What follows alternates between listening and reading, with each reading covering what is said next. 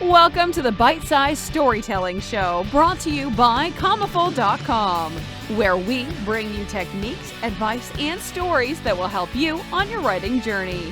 Without further ado, please give a warm welcome to our special guest.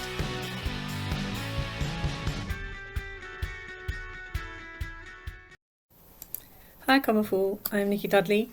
I'm managing editor of Streetcake experimental writing magazine, which I co-edit with Trini DeCombe. So our focus is experimental and innovative writing. But what does experimental really mean? Well, when we think about experimental writing for us, it's about non-traditional writing.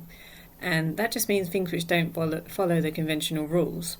So you won't see a lot of closed form poetry and rhyme on our site. But even with fiction, we like things that break conventions and surprise us.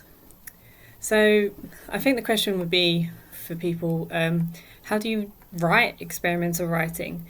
It starts a lot like any other writing, really. You know, you can use a prompt or focus on a particular idea and then work from there.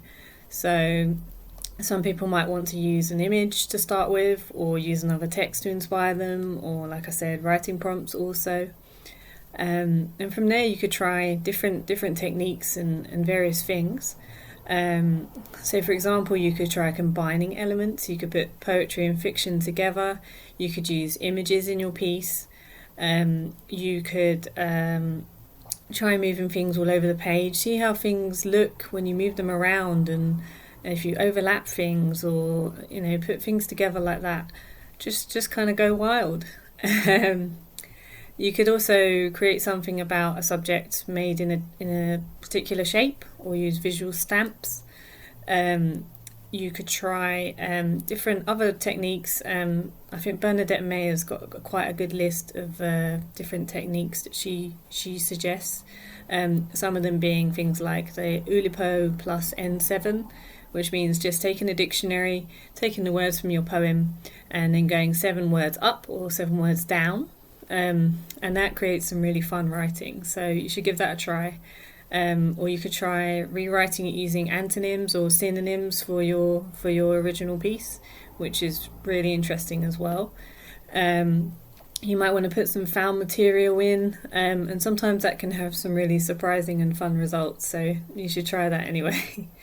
You could use objects to inspire you. You could use, in fiction as well, you could use different voices in there. You could try, like I said, putting in different forms.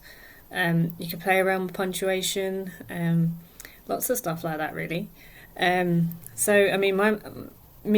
tried different experimental techniques as well, at different points.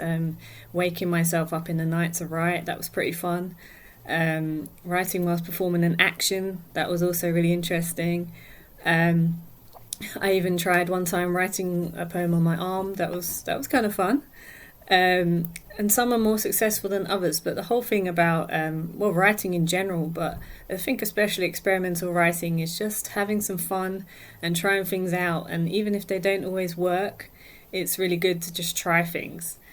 For us, sometimes I think the term experimental can seem a bit daunting, but once people get past that, there's so much potential for exciting and innovative writing, and it just comes out with some amazing stuff. So definitely check out our site if you can, which is streetcakemagazine.com, and we publish 4 to 6 times per year. So we feature lots of writers, new and established. Give us a read, and hopefully we'll see something from you soon.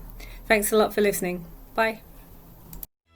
If you found this interesting, be sure to like, subscribe, and give a special thanks to our volunteer instructor. Reviews and likes really go a long way and help us provide more awesome writing resources to the Commaful community. If you aren't on Commaful yet, you can join a community of poets, short story authors, and fan fiction writers on Commaful.com.